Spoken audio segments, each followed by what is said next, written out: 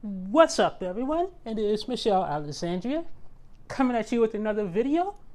One day I will come up with something more cool to say than that, but for now, we'll go with that. Anyway, I am going to talk a little bit about my experiences with the LG G1. Originally, I wasn't going to do a video about this TV as I don't know what to say about TVs, honestly. I'm not a professional reviewer, but I figured I did a video on the C1 and the Sony A80J, and I'm going to do a video on the G1. I'm going to try not to compare the A80J C1 to the G1 too much, but there will be I will mention the A80J because I'm sure some of you are wondering about that. But if all you want to know is, do I like the TV or not, then the answer is I absolutely love the TV. It's one of the best TVs I've ever owned, probably the best TV I've ever owned. And if that's all you care about, then that's your answer. You are free to hit that subscribe button and leave. But if you want to know a little bit more detail, then the fact that I love this TV, think is pretty much flawless, but I'm still going to return it because I hate myself, but I really, really want the LG C2 or the G2, and I think I'll finally be done with TVs, as I think this G1 is kind of the pinnacle of OLED TVs for me anyway, and I've owned I have a 55-inch B7 and a 65-inch C10. I've owned the Sony A80J and the Sony A88H last year. So I have experience with different level versions of OLEDs. From a picture quality standpoint, I will say OLED is OLED. You're not going to really get a huge distinction between different model OLEDs. What I will say is this G1 does live up to the hype. It is pretty bright and it has punchy scenes, and I really love that aspect about it. But I think my C10 is kind of just as bright as this TV is. I just don't think it has, it may lack the specific highlight details between this TV, the G1, and the C10, and even the A80J. I think my C10 just kind of lacks a little bit of that highlight detail, but that could be because that's a 65-inch TV versus this 77-inch beast. And I think that's one of the reasons why I love this TV so much, is I like the size. I'm still wowed by the size. Whenever I watch it, 2 months into this, I have not gotten to the point where I'm like, oh, the size is going to be, I'm used to the size. The other thing is, when I go back to my 65-inch TV, I'm really going to miss the size difference. Now, to get into this review, I'm going to start with the bad. And there's not much bad to say about this TV. The number one primary bad is it does kind of a poor job of upscaling. If you feed this TV pristine content, it's going to do a pristine job on presenting that content. But when I first had this TV, I was in the middle of a binge watching One Tree Hill season 1. And that's like a 20-year-old show that's probably in 720p.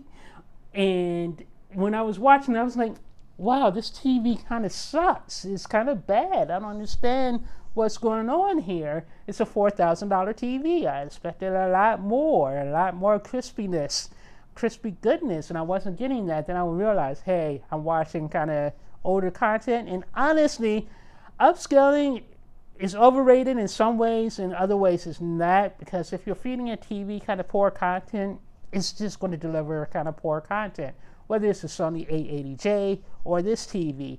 And I will say, with that said, I will say the Sony A80J does do a better job upscaling the LG TVs.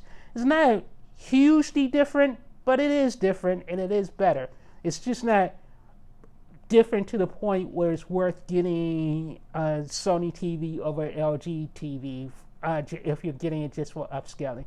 What I ended up doing was I swapped my Apple TV 4K for the NVIDIA Shield Pro, and that kind of made a huge I see, I'm kind of contradicting myself a little bit, but that made a huge kind of a, I don't want to say a huge difference, but it did make a difference. It did make watching that lower quality content better, because the NVIDIA Shield Pro has an excellent AI upscaling processor. It is excellent. I love it.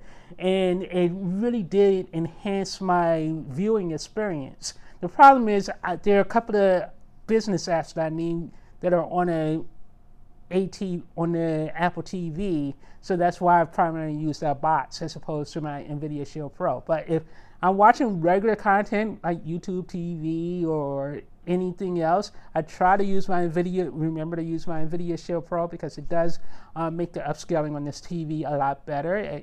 It just does. And if you're watching through the built-in apps, the upscaling is better if you're watching just through the built-in apps. But if you're using the Apple TV 4K, it just doesn't upscale particularly well. It doesn't.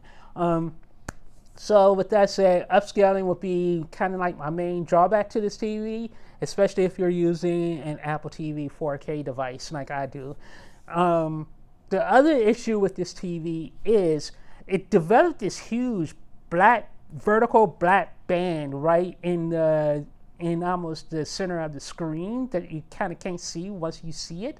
But that actually only shows up in specific grayscale settings. So if you're running a grayscale test, you notice it. And if you're watching a 4K HDR Blu-ray, or I'll notice it when I start up my 4K HDR Blu-ray. That's when I first noticed it, actually. I started up my 4K HDR Blu-ray player, and when it's starting up and you see the gray screen, that's when you see that black band. And then it started bugging me, because you see it every time you start it up, and you start to fool yourself into thinking, oh my God, that's going to be a huge problem. So then I ran the gray screen scale, and yep, the black band was there. And I ran a couple of manual pixel refreshers, and it didn't do a lick of good on that. But in actual regular everyday content, you never see it.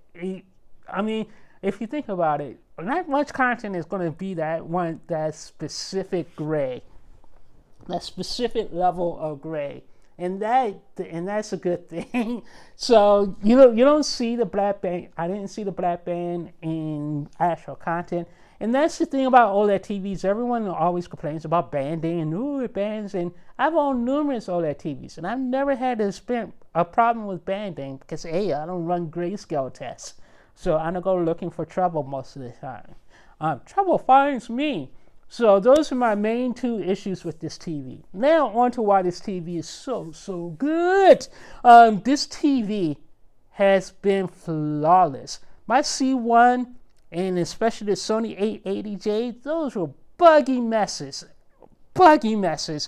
HDMI art problems, Wi-Fi problems, audio dropouts, apps crashing, especially on the 880J. The C1 didn't really have all of that. The C1, my primary issue with the C1 was I just thought there was something wrong with the picture processing, because the faces were so fuzzy, and nothing I did got rid of the fuzziness on my LG C1. So I think I had a defective panel, because on this TV, everything is sharp and clear and crystal clear. And clean, and it pops off the screen. The highlight details, the brightness, I love it all. The colors. I can get the colors to do whatever I want on this TV. I can make them pop. I can make this TV look like an LCD TV if I want to.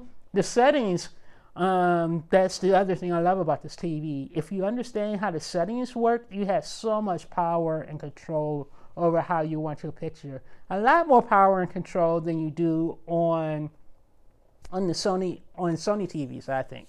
And maybe that's just because I understand how LG TV settings work a little bit better. I'm not by any means an expert or anything, but I will just say, yeah, I can get the picture to look very nice on this TV. And like, look at this bird. Look at these birds and stuff. Look at the details around the nose and the fin. I'm just wowed by it. I'm wowed by it. As far as Black Crush goes, originally when you're dealing with out of the box, the Black Crush was bugging me a little bit, but generally speaking, Black Crush has never bothered me. Blooming bothers me. Black Crush doesn't, because Black Crush, I could be like, well, that's probably how it was filmed. I'm not going to get that much better. I will say that Sony TVs do handle Black Crush better than LG TVs. It's not night and day different, but it's definitely better, and that's one of the things I'm hoping LG finally gets right with the C2 and the new processor. I'm a sucker for marketing. I hate myself. I am a sucker for marketing. I believe this nonsense every single year, and every single year is the same. It's the same. It's the same. But I'm hoping. I'm crossing my fingers. As for gaming on this TV is a dream. I own both the Sony. Let me start that back up. I own both the Sony PS5 and a Xbox Series X, and both work flawlessly with this TV. I don't have any complaints at all with either one. With my Sony A80J, gaming with the Xbox Series X was a pain in the butt using the Sony A80J. A80J worked fine with my PS5, but my Xbox Series X, it drove me nuts. And I am someone who does not game often. So when I do game, I don't want to have any issues. I just want to start it up and play. And it's been like 2 or 3 months since I last played a game, primarily because my experience with the Sony A80J was so bad. So I haven't really been able to get into any new games, but I plan on picking up Horizon Zero Dawn, and I do want to finish Batman Arkham on my Series X. So those are Batman Arkham is going to be my next game. Arkham Asylum is going to be my next game that I really am determined to beat again. So I will be going through the Arkham collection, and then I'll probably buy Horizon, and then I'm going to do Uncharted on my PS5 because I bought that collection, but I'm not buying Horizon until it goes on sale. I just have too big of a backlog that I want to get through over the next few months. But I'm not a super gamer, and I'm one of those people who cannot really tell the difference between 30 frames per second, 60 frames per second, or even 120 frames per second. But I love the fact that this TV and LG TVs in general can handle anything I throw at it, and I know that I'm good. I want to be good for the next 5 or 6 years. So whenever all these 4K 120 games start rolling down the pike in a couple of years, I'll be set. And that's the other reason why I want the C2 and don't want a G1, because frankly, my next TV is going to be my 5-year TV. After I get that TV, assuming everything works perfectly, then I'm not going to want another TV for a good 5 or 7 years, because let's face it, TV technology is at its peak. At some point, the content itself needs to get better. And one of the things I watched on this TV that almost made me want to keep it was I watched this 4K HDR clip of Tron Legacy on this TV on YouTube, and oh my God, I was so blown away. It really shows the power and potential of this TV, because the clip is of the light bite cycle thing going around the dark black screen, and you have that white pop bright highlights. I was squinting, and I had the TV on cinema HDR mode out of the box. So it's already kind of quote unquote dark. But when you watch that scene and you see the pure black and you see all the different gradients of shadow against those lights, it was like, oh my God, that was so beautiful. And you're like, why can't content be like that all the time? And even if you look at this pineapple, look at that. That is gorgeous. If the technical quality of the content could be this good, you know, you don't need a new TV, and that's my problem.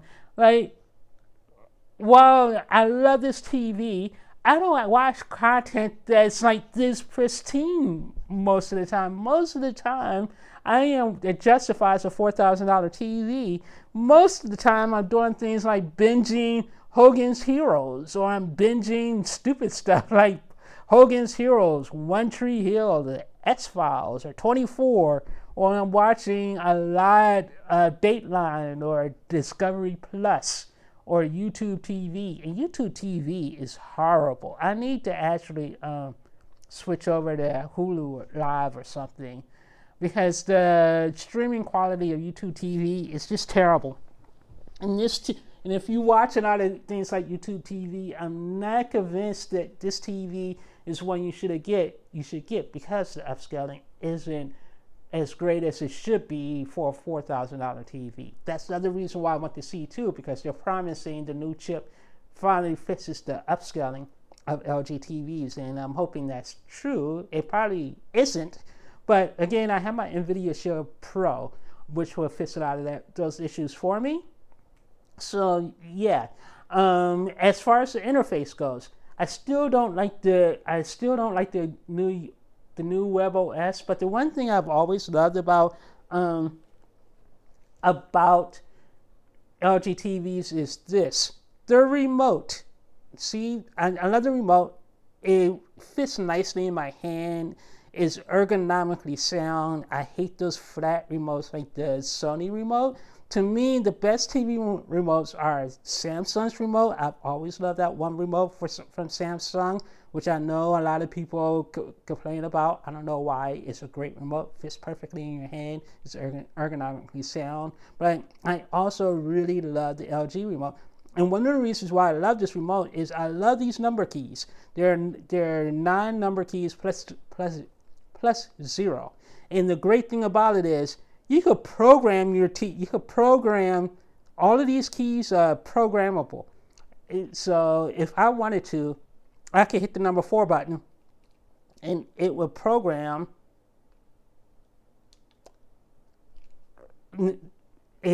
so it basically programmed my JBL bar, which is connected to my